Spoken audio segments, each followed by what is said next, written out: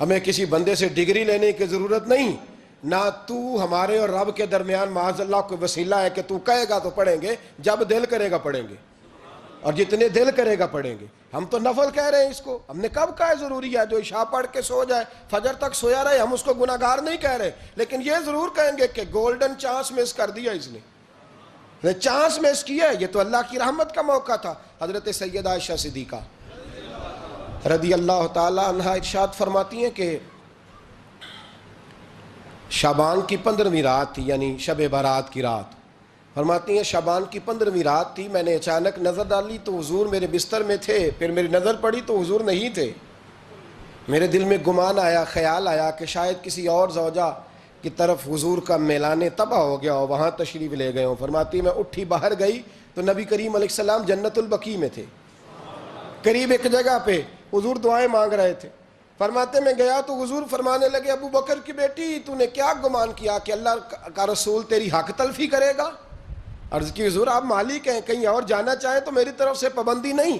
کہتی ہے وہاں کھڑے کھڑے میرے رسول کریم نے بیان فرمایا، یہ ترمذی کے لفظ ہیں، حضور نے فرمایا عائشہ یہ شعبان کی 15ویں رات ہے، مدینے میں سب سے زیادہ بکریاں بنو کلب کا قبیلہ پالتا تھا، فرمایا آج کی رات بنو کلب کے قبیلے کی بکریوں کی تعداد کے مطابق اللہ میری امت کے لوگوں کی بخشش فرما دے گا۔ یہ وہ رات ہے۔ جناب عائشہ صدیقہ رضی اللہ تعالی عنہ نے بات رات کو سنی تنہائی میں نبی پاک سے، رات کو تنہائی میں حضور سے سنی، سویرے جناب عائشہ نے کل امت کو بتائی۔ اگر یہ بات اہمیت والی نہ ہوتی تو بی بی صاحبہ آگے روایت کرتی، یہ کتابوں میں آتی، یہ لوگوں کو بتاتی۔ حضرت عائشہ نے روایت کیا اور مولا علی شیر خدا نے تو کھل کے کہا، ابن ماجہ میں حضرت علی سے پیار کرنے والوں کے لیے الگ عنوان، مولا علی نے کھل کے فرمایا شعبان کی 15ویں رات کو رات عبادت کرنا اور سویرے روزہ رکھنا۔ حضرت علی کے لفظ بائی نہیں سیاستہ میں، رات کو روز عبادت کرنا، دن کو روزہ رکھنا۔ ویسے تو رب کریم ہر روز تہجد کے وقت پہلے آسمان پر نزول اجلال فرماتا ہے اور لوگوں کو فرماتا ہے کوئی بخشش مانگنے والا؟ اور فرمایا ہر روز تہجد کے وقت یہ اعلان ہوتا ہے، پر شب برات کو نا شروع رات سے یہ اعلان شروع ہو جاتا ہے۔ ادھر دیکھو میری طرف، مغرب سے اعلان شروع ہو جائے گا۔ اللہ کرے آپ کو سمجھ آئے، اللہ کرے آپ کو، اور بھائی یہاں بار لوٹ سیل لگ جائے، یہاں ابھی سیل لگ جائے، 5000 والا جوڑا 1500 میں تو رش ختم ہوگا۔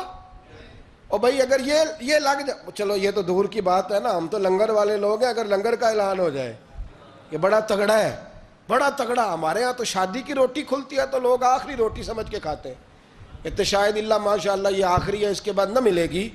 جب اعلان ہوتا ہے اور دعوت ہوتی ہے کہ کھلا ہے جی کھاؤ، کیا حشر ہوتا ہے، کیا انداز ہے۔ مولا علی شیر خدا حدیث روایت کرتے ہیں، رنگ کیا ہے؟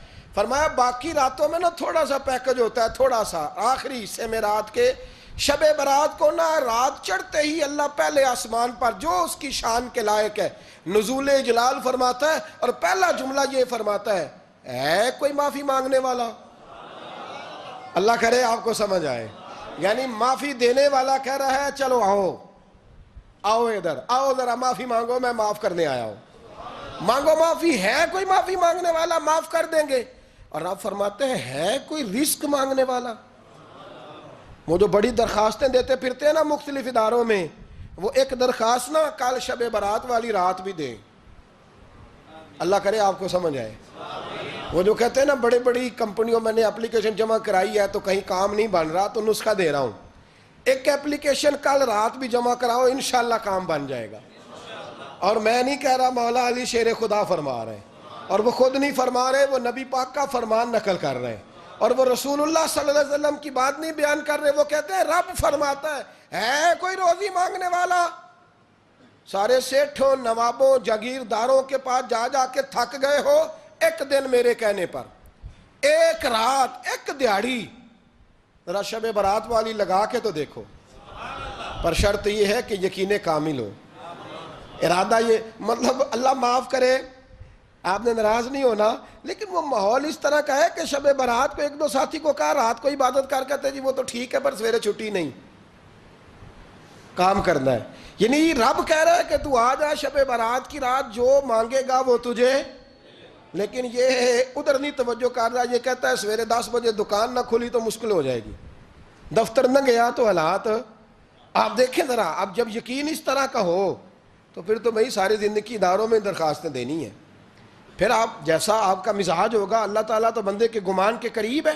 تو میرے رسول پاک علیہ السلام نے ہمیں یہ میسج دیا، پیغام دیا، فرمایا اس رات جو اولاد مانگے گا رب اسے بھی عطا فرمائے گا. اس رات جو اللہ سے بخشش مانگے گا اللہ اسے بھی دے گا.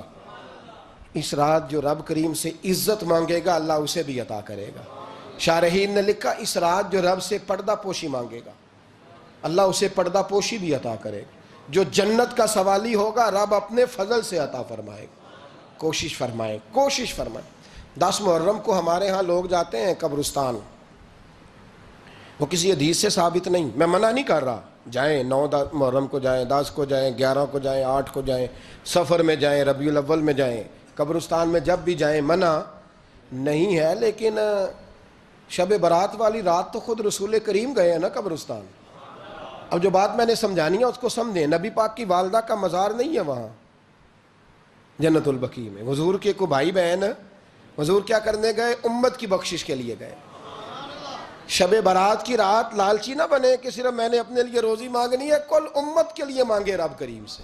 مانگے اپنے بھائی کے لیے، مانگے اپنی بہن کے لیے، مانگے اپنے بیٹے کے لیے، مانگے اپنی بیٹی کے لیے، مانگے اللہ کریم سے. یہ مانگنے کی رات ہے. پچھلی راتی رحمت رب دی کرے بلند آوازہ، بخشش منگن وارے کارن کھلا جے دروازہ.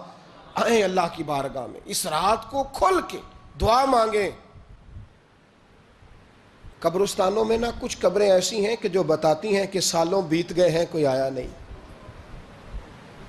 کچھ قبریں بتاتی ہیں. اور کچھ بڑے قبرستان بڑے شہروں میں ایسے بھی ہیں کہ جن کا گورکن کہتا ہے کہ مجھے کمیٹی نے کہہ دیا ہے جہاں 4-5 سال کوئی نہ آئے وہاں نئی قبر بنا دیا کرو. وہاں نئی قبر بن جاتی ہے معاذ اللہ. او بھائی کچھ ہیں ایسے، کچھ ہیں. یہ جائیں نا اکبر بادشاہ یہاں لیٹا ہے لاہور میں، تو شعر لکھا ہوا ہے بر مزارے ماں غریباں نے گلے پروانہ سوزز نے صدائے بلبلے.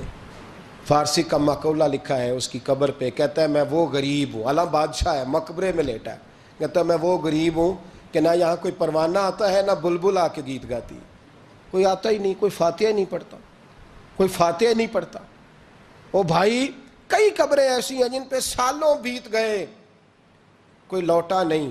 اور مشکات میں حدیث ہے میرے نبی کریم علیہ السلام نے فرمایا جو قبر میں ہوتا ہے وہ تو اس آدمی کی طرح ہے جو دریا میں ڈوب رہا ہے اور وہ انتظار کر رہا ہے کہ میرا بیٹا میرے لیے دعا مانگے، میری بیٹی دعا مانگے. پر بیٹے کو تو 27 سال ہو گئے، ملک سے باہر ہے. کاغذ بنے گے تو ابے کی قبر پہ آئے گا نا، اس کے تو کاغذات ہی نہیں مکمل ہو رہے.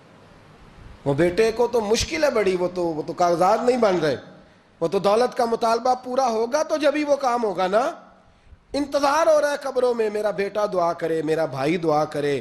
اور اگر بچہ دفن ہے تو وہ کہتا ہے میری ماں دعا کرے، میرا باپ دعا کرے. کوشش کریں شب برات بعد از مغرب یہ رواج پیدا کریں. یہ رسول اللہ کا طریقہ ہے صلی اللہ علیہ وسلم.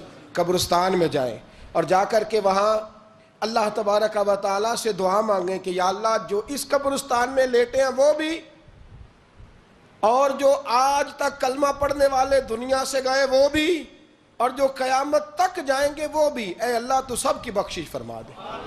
اللہ کی رحمت کو محدود نہ کریں کہ صرف مجھے بخش دے، اسے کہیں یا اللہ کل کی بخشش فرما. ساری امت کے لیے دعا کریں. شب برات کی رات نفل پڑھیں. ہمارے ہاں محفل ہوتی ہے ہر سال الحمدللہ، بڑے شوق سے بڑا خوبصورت ہم اہتمام کرتے ہیں. لیکن میں اکثر دوستوں سے کہا کرتا ہوں کہ جن کو اکیلے میں نفل پڑھنے میں مزہ آئے وہ اکیلے میں پڑھیں. کتنی کھلی بات کر رہا ہوں. میں پابند نہیں کر رہا کہ آپ یہاں آئیں گے محفل میں آئیں گے ضروری ہے. بھئی آپ کو اکیلے میں مزہ آتا ہے نا. کچھ لوگ تنہائی میں ہو تو دل زیادہ لگتا ہے، وہ تنہائی میں کریں اللہ اللہ کوئی عرض نہیں. لیکن کچھ ایسے ہیں کہ نعت سنتے ہیں تو دل نرم ہوتا ہے، تقریر سنتے ہیں تو دل نرم ہوتا ہے. تو جن کا اس طرح نرم ہوتا ہے وہ مسجد میں آئے بات سنیں. کچھ کو سب کے بیچ بیٹھ کے رونا آتا ہے. حضرت سعدی شرازی فرمایا کرتے تھے کچھ لوگوں کے آنسو مجھے رلا جاتے ہیں. فرماتے ہیں کچھ کی آنکھیں دیکھ کے رو پڑتا ہوں، لہٰذا میں جب بھی ذکر کرتا ہوں محفلوں میں بیٹھ کے کرتا ہوں. تنہائیوں میں مجھ سے نہیں ہوتا، تو جس سے نہیں ہوتا وہ آئے نا، مسجد میں آئے، رات عبادت کریں. کل مغرب سے پہلے پہلے کام سمیٹ لیں سارے، اور مغرب کے بعد یہ رات شروع ہوگی، مغرب کے بعد ایک چھٹی کر لو اللہ رسول کے لیے. کر لیں گے انشاءاللہ تعالی ایک چھٹی. اور توبہ کی رات ہے یہ، توبہ کرنی ہے. توبہ کس کو کہتے ہیں؟ توبہ کا معنی ہے پچھلے گناہ پر پچھتانا، شرمسار ہونا. کہتے نہیں اے کاش میں نہ کرتا، اور وہ لفظوں میں نہیں، جملوں میں نہیں، توبہ رٹی رٹائی نہیں. شرمسار ہونا اور آئندہ گناہ نہ کرنے کا پکا ارادہ کرنا، اس کا نام توبہ ہے. دیکھیں اللہ تعالیٰ فضل کرے، میں نے پچھلے سال کہا تھا، پھر کہتا ہوں، مسجدوں سے نا شب برات کی رات، شب قدر کی رات چیخوں کی آوازیں آتی ہیں، لوگ اتنا روتے ہیں نا. رونا چاہیے، کم روتے ہیں، زیادہ رونا چاہیے. لیکن سوال یہ ہے کہ اتنا زیادہ لوگ شب برات کی رات روتے ہیں، کیا پھر سویرے بددیانتی ختم ہو جاتی ہے؟ جو رات مسجد میں کھل کے رو کے آیا ہے، اس کا پروگرام ہے نا کہ اب ملاوٹ کبھی نہیں کرے گا، اب گاہکوں سے جھوٹ کبھی نہیں بولے گا، اب وہ بددیانتی کا معاملہ کبھی نہیں کرے گا. لیکن رات روتا بھی رہے اور سویرے پروگرام یہ ہو کہ میں نے پھر لوگوں کو فریب دینا ہے، داؤ لگانا ہے، تو اس نے توبہ کیا رات کے، یہاں بس یہ ایکٹنگ کر کے لوٹ آیا ہے. یعنی بڑی سجا بنا کر کے، سوار کر کے رات توبہ کی. کیا مطلب ہے توبہ کا؟ کہ توبہ آپ نے کی. حضرت حسن بصری سے کسی نے کہا توبہ کیا ہے؟ فرمانے لگے توبہ یہ ہے کہ جس گلی سے رب نے تجھے منع کیا ہے، دوبارہ پھر تو اس گلی میں نظر نہ آئے، تو نظر ہی نہ آئے. اور جس جگہ جانے کا رب نے تجھے حکم دیا ہے، پھر تو دوبارہ وہاں سے غیر حاضر نہ ہو. اگر یہ پروگرام ہی نہیں، ارادہ ہی نہیں. بچے ایک دو مجھے کہنے لگے کل حضرت صاحب توبہ کے موضوع پر ہم نے گفتگو کرنی ہے، تو کوئی باب بتائے کہاں پہ ہے. کچھ بچے شاگرد ہیں، کچھ مسجدوں میں جمعہ پڑھاتے ہیں. ایک نے مجھ سے کہا، تو میں نے کہا بیٹے پہلے مسجد میں جاؤ، 2 نفل پڑھو، توبہ کرو، توبہ کا ارادہ بناؤ. یہ رسم نہیں ہے. وہ نعت خواں بھی تو توبہ کر لینا جو شب برات کے دن لوگوں کو توبہ کرانے آیا ہے اور 25,000 کا سودا کر کے آیا ہے. تو آج اس کام سے تو توبہ کرنا، یہ نوٹ پھکوانے سے تو توبہ کرنا. یہ رسم ہے. ساری رات توبہ توبہ توبہ توبہ، یہ کیا معنی ہے اس کا؟ کیا مطلب کریں؟ امام غزالی فرماتے ہیں کہ ایک آدمی بادشاہ کا گارڈ تھا، سپاہی تھا، اس کا پہرے دار تھا، نگرانی کرتا تھا، بڑی وفاداری سے نوکری کرتا رہا. بادشاہ نے اسے تنخواہ کے علاوہ بھی بڑا نوازا، بڑا نوازا، بڑا نوازا. اسے بادشاہ نے بڑے الاؤنسز دیے، بادشاہ نے بڑا کچھ دیا، مکان دیا. کچھ سالوں کے بعد بادشاہ کو پتا چلا کہ یہ میرے لیے نہیں آتا تھا، اس کی تو میری کنیز پر نظر تھی. اس نے تو رات کی ڈیوٹی اس لیے لگوائی تھی کہ کنیز پر نظر تھی. تو امام فرماتے ہیں کہ بتاؤ پھر وہ بادشاہ اس کے ساتھ کیا سلوک کرے گا؟ وہ کیا سلوک کرے گا؟ تو لوگ کہنے لگے حضور لگتا یہ ہے کہ وہ نا 4-5 حصوں میں کاٹ کے تو کتوں کے آگے پھینکے گا. آپ فرمانے لگے میرا رب تو بڑا ہی کریم ہے، وہ تو ایسے نہیں کرتا. لیکن بتلاؤ اگر اسے پتا چلے کہ یہ رسم کے لیے آیا ہے، اس کی تو نظر ہی مال پہ ہے، یہ تو سویرے بدلے گا نہیں، یہ تو دھوکہ دے رہا ہے، یہ تو توبہ کرنے آیا ہی نہیں، اس نے تو ڈھونگ رچایا ہے، اسے تو پہلے سے خبر ہے. تو پھر تم کیا امید رکھتے ہو؟ پھر کیا رویہ رکھتے ہو؟ شب برات کی رات دھاڑے مار مار کے رونا اور صبح اسی طرح دھوکہ دینا، اسی طرح فریب کرنا، اسی طرح جھوٹ بولنا، اسی طرح بددیانتی کرنا، اسی طرح لوگوں کو لوٹنا. تو یہ رسم نہیں ہے توبہ. توبہ تو بدل جانے کا نام ہے، توبہ تو پھر سنور جانے کا نام ہے. توبہ تو اس طرح ہے جس طرح حضرت ابراہیم ابن ادھم نے کی تھی. وقت کے بادشاہ تھے، بادشاہ جب توبہ کی تو پھر ہر چیز چھوڑ دی، پھر مال لوگوں میں بانٹ دیا اور پھر ٹاٹ کا لباس پہن کر زندگی گزاری. لوگوں نے کہا حضور یہ تبدیلی ہے. فرمایا تبدیلی نہیں، یہ میری توبہ ہے، یہ میری توبہ ہے. جب توبہ کی تو پھر بدل کے کی، جب توبہ کی تو پھر تبدیل کیا آپ نے. یہ کیا توبہ ہوئی؟ ساری رات روتے رہے، سویرے دکان پہ جا کے پھر قسم اٹھائی کہ مجھے تو پڑتا ہی 11,000 کا ہے. یہ توبہ ہے؟ تو آپ نے اور میں نے توبہ کرنی ہے تو انشاءاللہ تعالیٰ اس طرح کرنی ہے کہ پھر 15ویں شعبان کو بدل جائے. یہ جو موقع آتے ہیں نا شب برات کے، شب قدر کے، یہ بنیادی طور پر اللہ تعالیٰ کی طرف سے دی ہوا موقع ہوتا ہے کہ چلو تمہیں چانس دیتے ہیں، تمہیں چانس دیتے ہیں. پابندی کوئی نہیں. لیکن رب کی طرف سے نا موقع ملتا ہے، چلو تمہیں ایک موقع دیتے ہیں، چلو اپنے آپ کو کلیئر کر لو، تمہیں موقع دیتے ہیں، یا اللہ کیا کرے، کچھ بھی نہیں، آ کے نا سچے دل سے 2 رکعتیں پڑھ کے توبہ کرو، عرش کا مالک پچھلے سارے ہی معاف کر دے گا۔ کچھ بھی نہیں، آؤ موقع ہے۔ ان لوگوں کی باتوں پہ نہ جائیں جو بلا وجہ پریشان کرتے ہیں۔ ہمیں بھی روز ہی سوال آتے ہیں، دل نہیں کرتا، کچھ باتیں ایسی ہیں جو کرنے کو طبیعت نہیں چاہتی، میں کروں گا بھی نہیں۔ لوگوں کو شب برات کا حوالہ بھی نہیں مل رہا، حالانکہ ترمذی شریف میں حدیث موجود ہے، صحاح ستہ کی روایت ہے،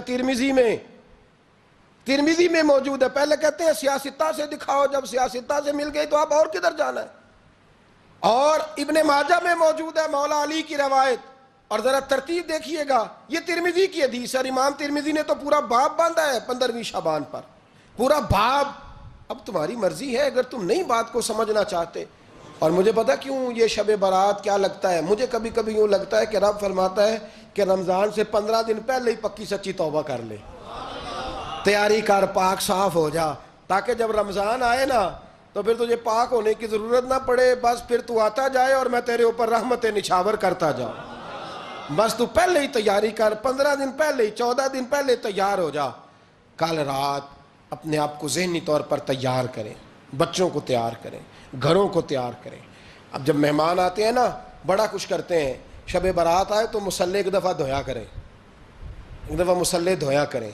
فرش دھوتے ہیں نا، مہمانوں نے آنا ہے تو ایک کمرے کا فرش دھو کے صاف کریں کہ خواتین نے یہاں ساری رات نماز پڑھنی، یہ ارادے بنائیں۔ جس طرح آپ کہتے ہیں نا رات کو سفر کرنا ہے تو دوپہر میں تھوڑا آرام نہ کر لوں تو کل دوپہر میں آرام کر لیں، تاکہ رات کو رب رب کرنا آسان ہو جائے، اللہ کی بارگاہ میں بیٹھنا آسان ہو جائے۔ مکمل طور پر ذہنی طور پر اپنے آپ کو تیار کریں۔ یہاں بھی محفل ہوگی انشاءاللہ، عشاء کے متصل بعد شروع ہو جائے گی، 12 بجے تک محفل چلے گی، پھر 12 بجے کے بعد نماز تسبیح پڑھی جائے گی، پھر 1 بجے پھر دوبارہ آپ کو اجازت دی جائے گی، کوئی انفرادی طور پر گھنٹہ سوا اپنی الگ سے کوئی عبادت کرنا چاہے تو وہ تب بھی ممکن ہو، جیسے آپ کو موقع بنے۔ میں کہہ چکا ہوں، لیکن وقت ضائع نہ کرنا، گولڈن چانس ہے، اس کو مس نہ کرنا، یہ شب نجات ہے، اس کے ضرور قریب جانا۔ رب کریم سمجھنے کی توفیق عطا فرمائے۔ آخر دعوایا ان الحمدللہ رب العالمین۔